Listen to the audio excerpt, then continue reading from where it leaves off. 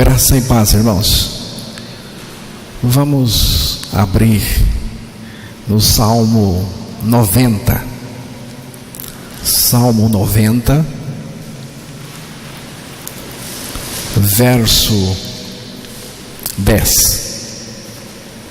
Vamos ouvir a leitura da palavra, que é a coisa mais importante. É a leitura da palavra de Deus. Os dias da nossa vida chegam a 70 anos, e se alguns pela sua robustez chegam a 80 anos, o orgulho deles é a canseira e enfado, pois cedo se corta e vamos voando. Que Deus revele para nós a sua palavra nesta noite, em nome de Jesus. Neste texto temos uma expressão ligada ao tempo. Assim, tudo passa rapidamente e nós vamos voando. A ideia de uma coisa ligeira, rápida, né? Vamos voando no veículo do tempo. O apóstolo Paulo previu tempos difíceis. Na sua segunda carta a Timóteo, capítulo 3, o verso 1, ali ele faz uma previsão de tempo. Sabe, porém, isto, que nos últimos dias sobrevirão tempos trabalhosos. Sabe, porém, isto, nos últimos dias sobrevirão tempos difíceis.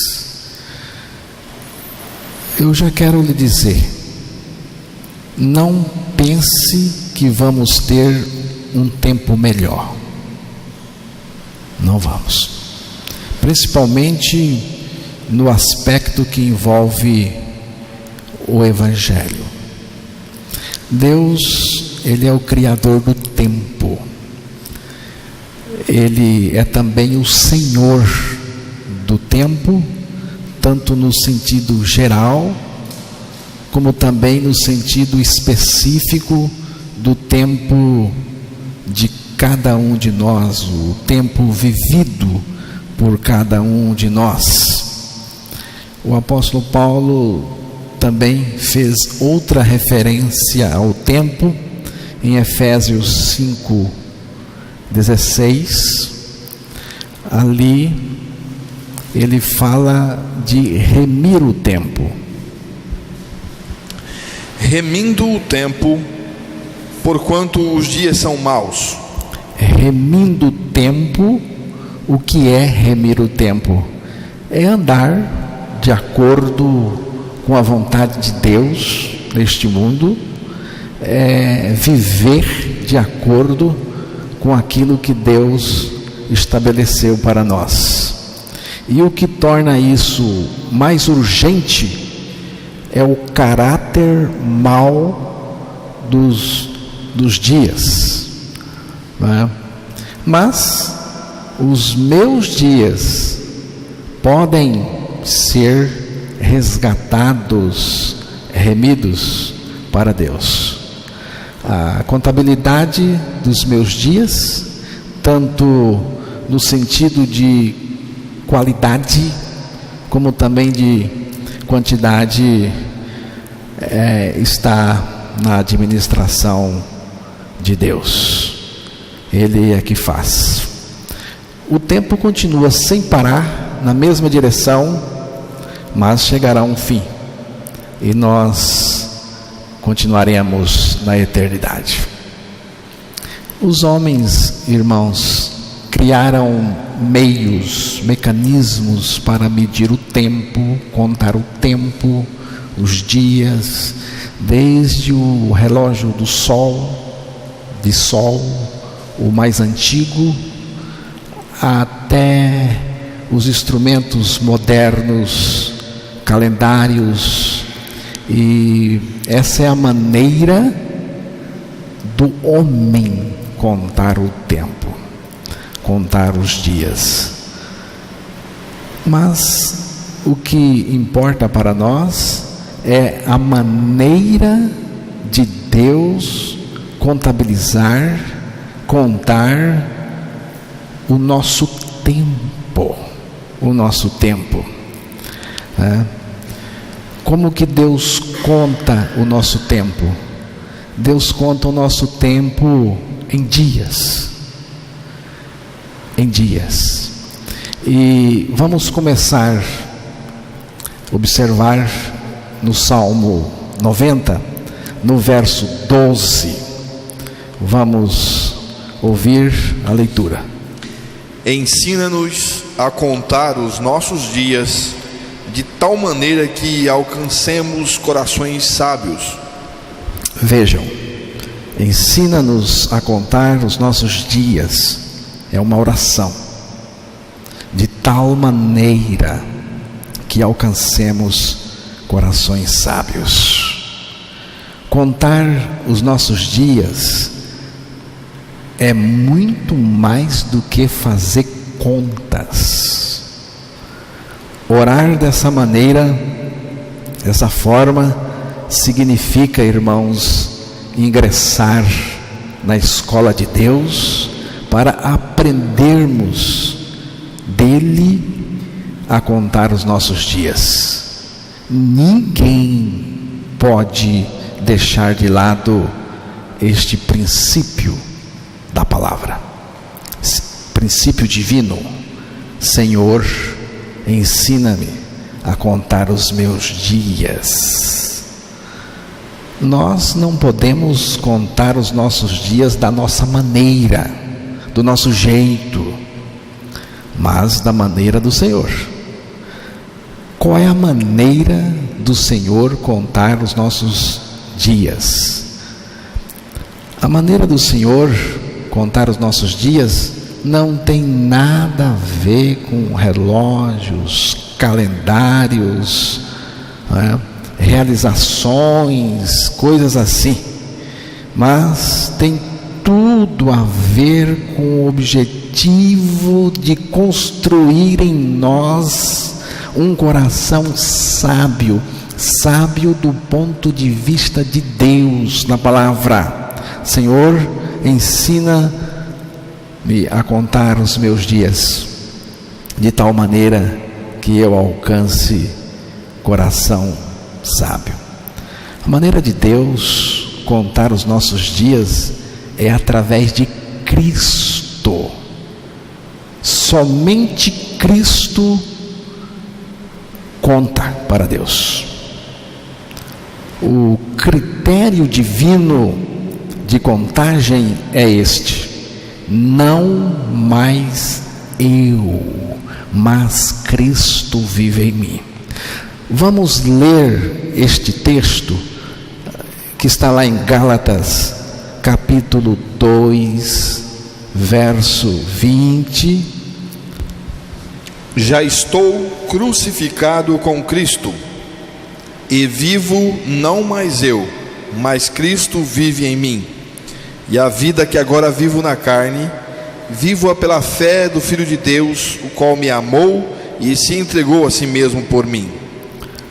Está tudo aqui, todo o projeto de Deus para nós está aqui neste texto. A salvação de Deus. Já estou crucificado com Cristo. Isto aqui, irmãos, assusta muita gente.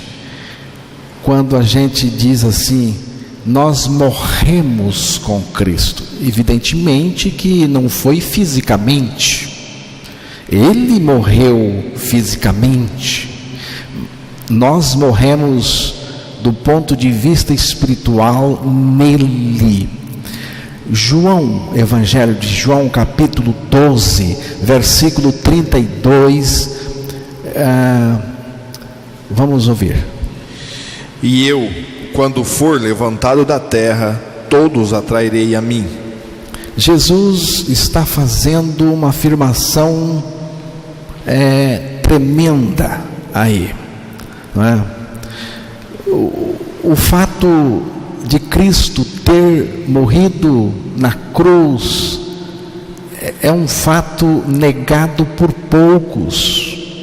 Poucos negam o fato de Cristo ter morrido na cruz, crucificado. Mas aqui ele diz algo que muita gente não sabe e não conhece, e precisa saber, se quiser ser salvo. Jesus disse assim: e eu, quando for levantado da terra, todos atrairei a mim mesmo. Jesus foi colocado na cruz, a cruz foi deitada ao solo, Jesus foi colocado nela e ele foi pregado, mãos, pés. Depois de crucificado, então levantaram a cruz, ergueram a cruz. E quando a cruz foi levantada da terra, nesse momento Jesus exerceu o seu poder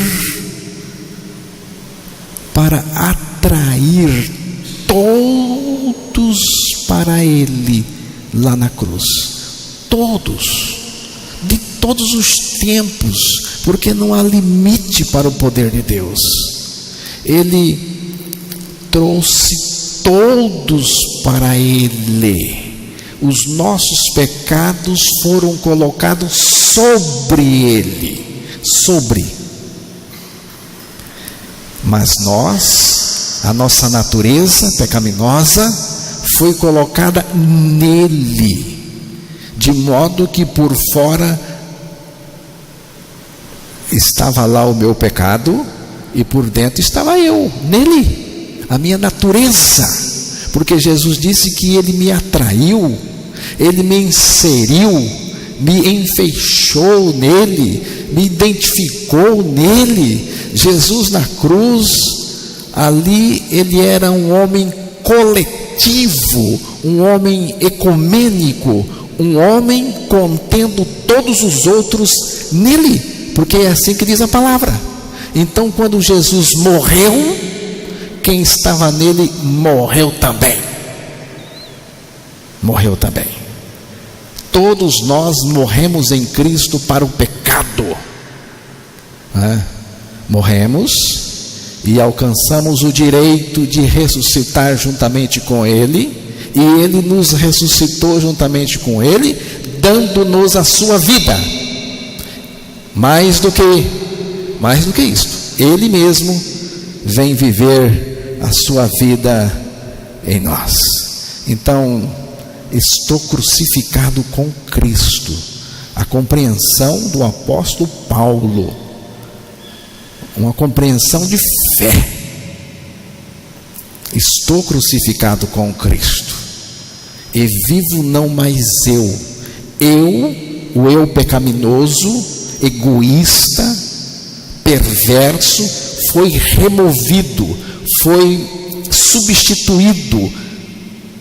Estou crucificado com Cristo, vivo não mais eu, mas Cristo vive em mim. Cristo vive em mim. Irmãos, do pecador não se aproveita nada. Para Deus não. Deus não aproveita nada do pecador. A única esperança do pecador é morrer e ressuscitar em Cristo. Cristo nos crucificou com Ele porque somos incorrigíveis, somos irrecuperáveis.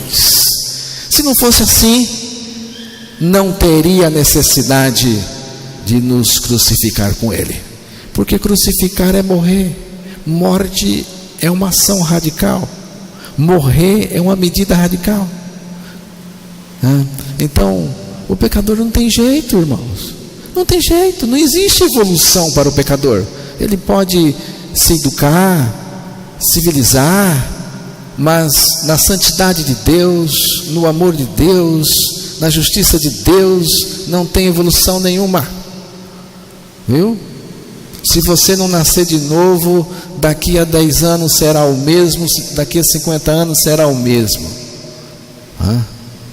Do mesmo jeito.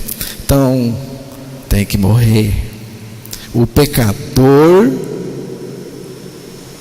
foi encerrado na cruz. Ali terminou a sua vida pecadora, o seu viver e a sua história. O meu fim é o começo de Cristo em mim. O meu fim é o começo de Deus em mim. Não mais eu, mas Cristo vive em mim. Em Marcos capítulo 5, verso 25 ao 27, é um texto que fala de uma mulher doente. Vamos ouvir o texto. E certa mulher que havia 12 anos tinha um fluxo de sangue e que havia padecido muito com muitos médicos e despedido tudo quanto tinha, nada lhe aproveitando isso, antes indo a pior. Ouvindo falar de Jesus, veio por detrás, entre a multidão, e tocou na sua veste. E foi curada. Na sequência, que não vamos ler. A mulher padecia há 12 anos, como foi dito na leitura, de uma enfermidade desconhecida e de cura considerada impossível para os homens. Uma hemorragia crônica, provavelmente um sangramento uterino anormal. Pense no sofrimento dessa mulher. O sofrimento desta mulher devia ser grande, não só pela dor ou pelo desconforto, mas também pela rejeição que devia sentir das pessoas nos lugares por onde andava. Talvez fosse desprezada pelas pessoas por causa da sua doença. O sangue vazava continuamente. Essa mulher não poderia ir numa festa, difícil para ela. Mas não é só isso. Diz aqui o texto: eu gostaria que você prestasse atenção agora na palavra. Tendo despedido, gastado tudo quanto possuía. Essa mulher economicamente faliu. Diz aqui que ela gastou tudo quanto tinha, sem contudo nada aproveitar, antes, pelo contrário, indo a pior, tendo ouvido a fama de Jesus. Irmãos, o fim dos recursos dessa mulher foi o começo de Jesus em sua vida. Quando acabaram os seus recursos, foi o começo dos recursos de Deus na vida dela. Enquanto ela podia fazer, Deus não fez. quando ela faliu, quando ela chegou ao seu fim, não tinha mais condições nenhuma, Jesus aparece na vida dela. Foi aí que ela ouviu falar de Jesus. E a fé, irmãos, vem pelo ouvir falar. O falar da palavra, Cristo, o falar de Cristo pela sua palavra. Então, foi aí que Jesus surgiu na vida dela e o milagre aconteceu. Agora, enquanto a pessoa está tentando, né, não tem jeito. Você tem que sair de cena. Você tem que abrir mão. Você tem que chegar ao seu fim. E o nosso fim foi na cruz. Lá nós morremos. O meu fim é o começo de Cristo em mim. Cristo vai viver em mim. O meu fim é o começo de Deus em mim. O único viver que conta para Deus é o viver de Cristo em nós. O pecador nunca vai melhorar. É como aquela mulher. Na sua tentativa, foi ficando cada vez pior. Daqui a 100 anos, será o mesmo de sempre. Não é? Então, não tem alternativa. Ou você morre com Cristo na cruz. Para morrer basta crer, aceitar a sua morte, render-se a ela, confessar que você está crucificado com Cristo. Ou você morre para ser substituído por Cristo, ou tragicamente não restará esperança nenhuma para nós.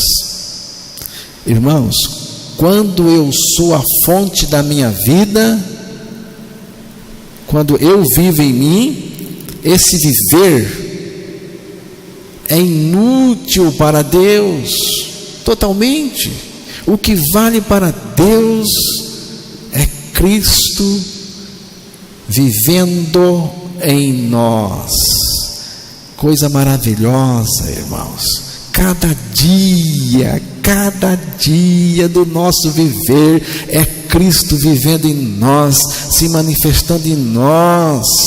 A palavra do Senhor diz: levando sempre no corpo o morrer de Jesus, para que a sua vida se manifeste no nosso corpo. Todos os dias vividos por nós estão perdidos para Deus, espiritualmente falando. Por isso Deus tem um propósito: crucificar-nos em Cristo, para nos levar à seguinte condição: não mais eu, mas Cristo vive em mim. Cristo vive em mim diariamente. Irmãos, os dias do povo de Deus são contados através da vida de Cristo nele. Também pelo testemunho do Senhor e pela sua palavra, o testemunho da sua palavra. Quem assim conta os seus dias, alcançará coração sábio. Mas a palavra continua nos mostrando, lá em Lucas, capítulo 9, verso 23.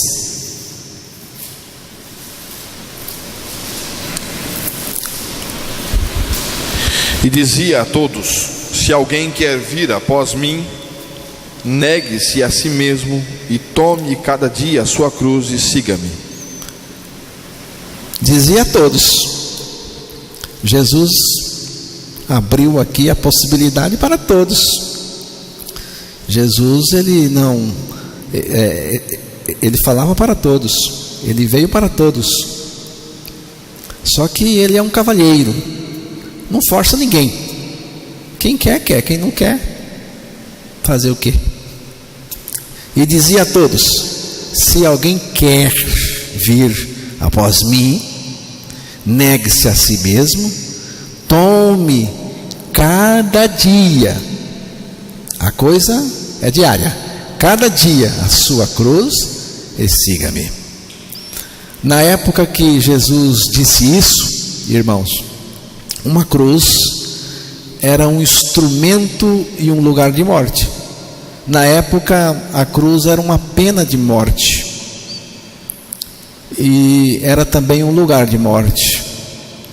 E é exatamente este o significado de tomar a cruz. Tomar a cruz é você morrer nela com Cristo. Tomar a cruz não tem nada a ver com sofrimento, com fardos, coisas assim. Tomar a cruz é você entrar nela pela atração que Cristo exerceu, e morrer com Cristo lá. E tomar a cruz, irmãos, a gente tem que fazer isso todos os dias. Por isso que Paulo disse: eu estou crucificado, estou e continuo crucificado. A consciência da nossa morte com Cristo, a consciência da vida de Cristo dentro de nós, Cristo vivendo dentro de nós, tem que ser todo dia, irmãos, todo dia,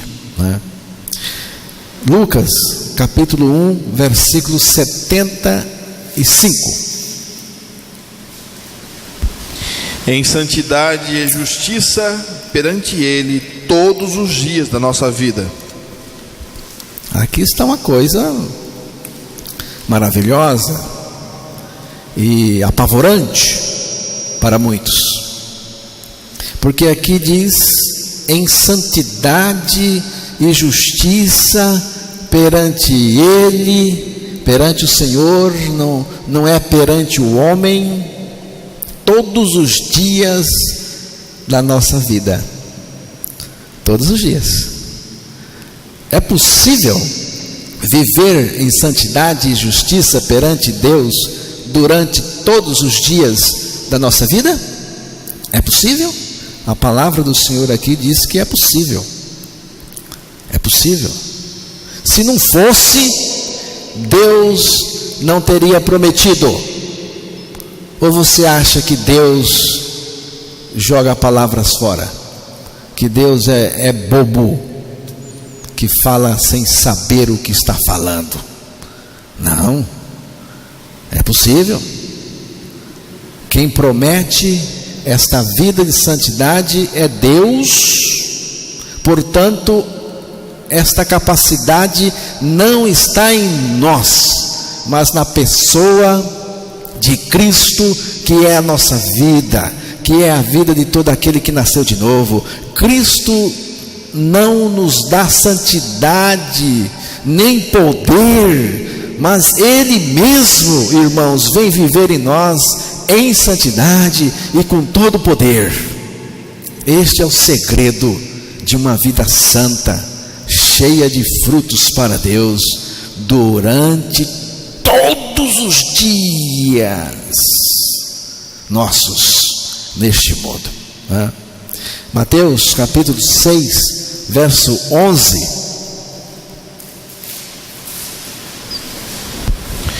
O pão nosso de cada dia nos dá hoje.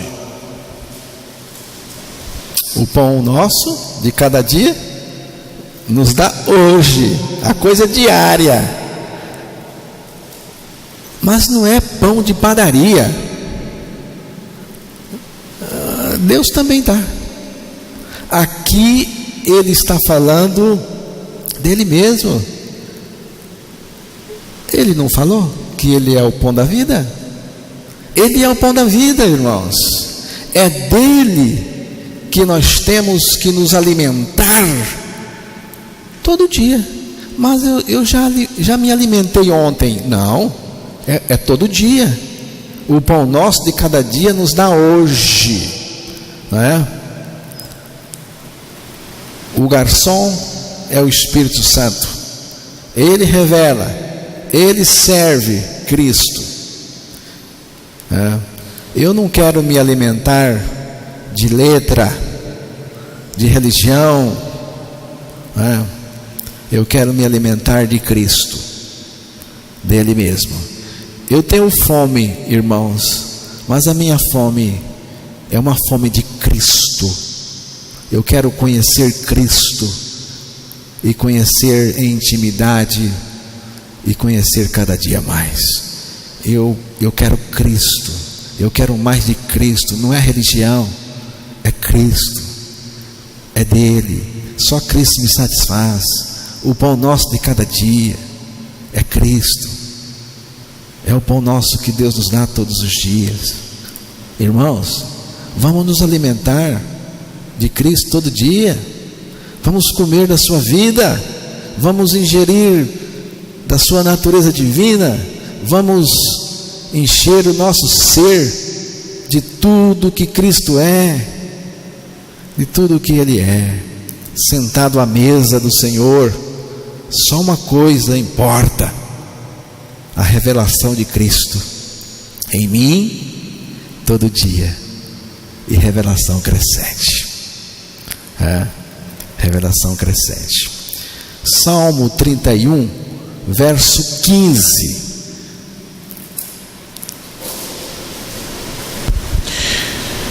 Os meus tempos estão nas tuas mãos. Livra-me das mãos dos meus inimigos e dos que me perseguem. Eu não estou preocupado com o meu futuro. Não. A minha versão diz assim: nas tuas mãos estão todos os meus dias. Viu, irmão?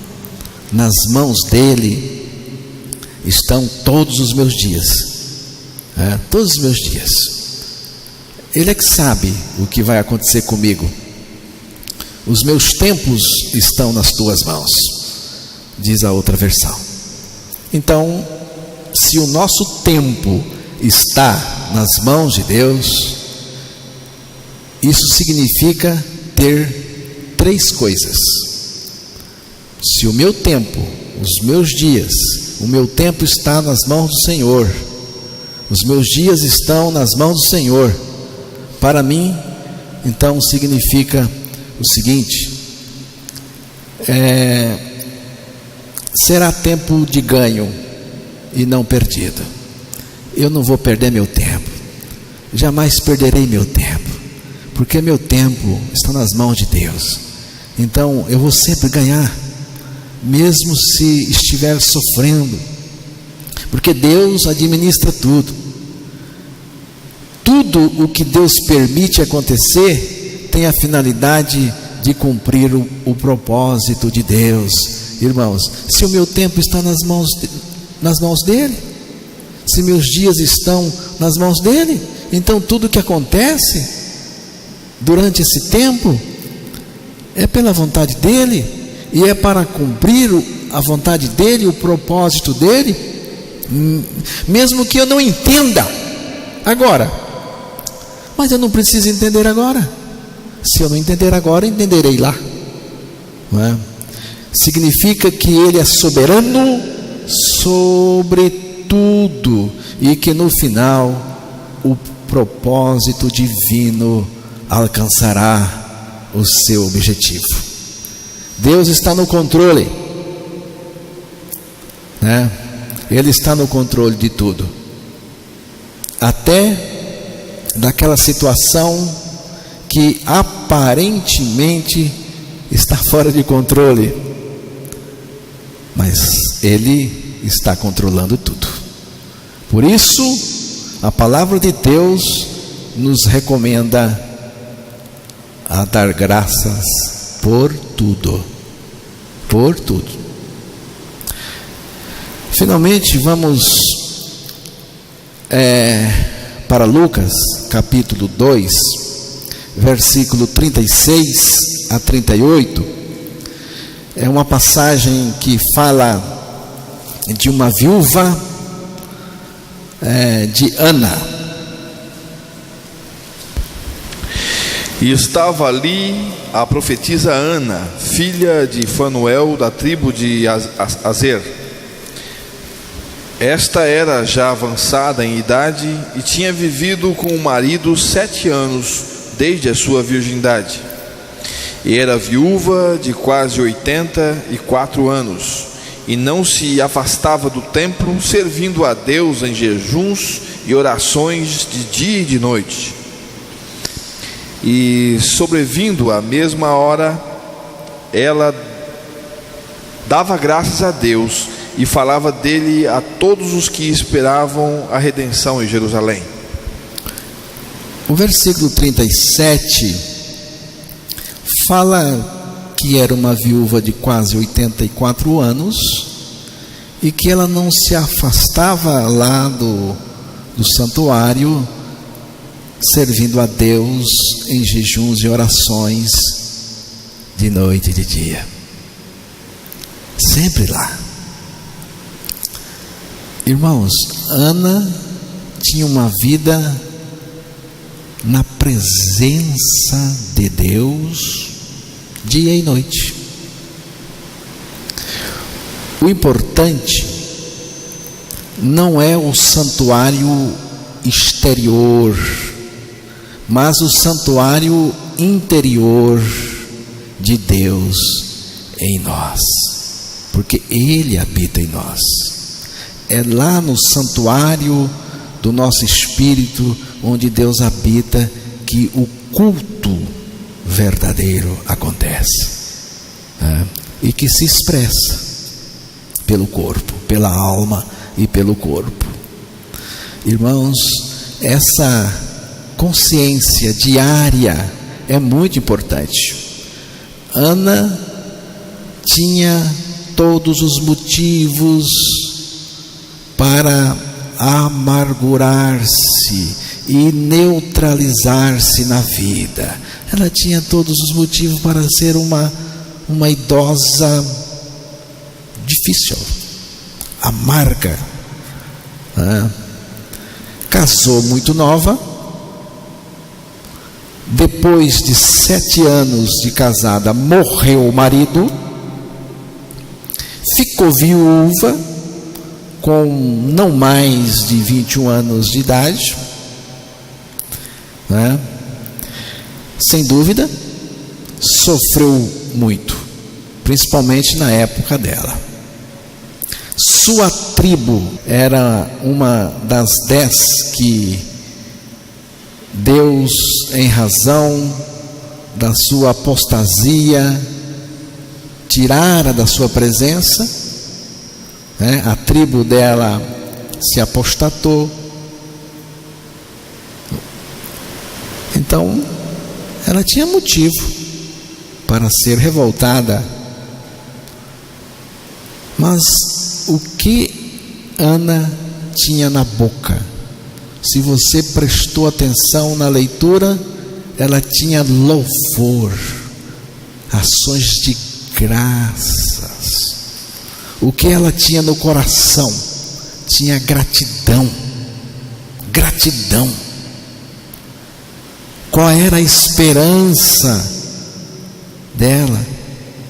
Qual era a concentração dela? Qual era a prioridade dela? Lucas 2, versículo 38, leia novamente. E sobrevindo na mesma hora, ela dava graças a Deus e falava dele a todos os que esperavam na redenção em Jerusalém. Era Cristo a esperança. E sobrevindo na mesma hora, ela dava graças a Deus e falava dele. Dele quem? Do menino. Mas quem é o menino? É Deus encarnado. A todos os que esperavam a redenção em Jerusalém. Você vê? Que hora é esta Diz aqui que ela entrou na mesma hora. Estava tudo certo na vida dessa mulher, até a hora. Ela entrou, diz aqui, na mesma hora. Que hora é esta? É a hora de Cristo na sua vida. 84 anos esperando o Salvador, não é? Focada nele. Ela não foi o maior momento da sua vida. O foco dessa mulher, foco de todo dia, era Cristo, antes de nascer, e depois de nascer continuou sendo. Ela falava de Cristo. Eu acho que isso é velhice saudável, tá? Não é a dificuldade que dificulta a velhice, mas a falta de Cristo, de Jesus. Quando Cristo é o foco nosso de cada dia, a coisa fica boa, né? Pro lado de fora pode piorar, mas pro lado de dentro a coisa fica boa, né? É assim que Deus conta o nosso tempo. Você conta os seus dias da sua maneira ou da maneira de Deus? Como que você conta? Da sua maneira, do seu jeito ou da maneira de Deus? Pense nisto, porque é importante.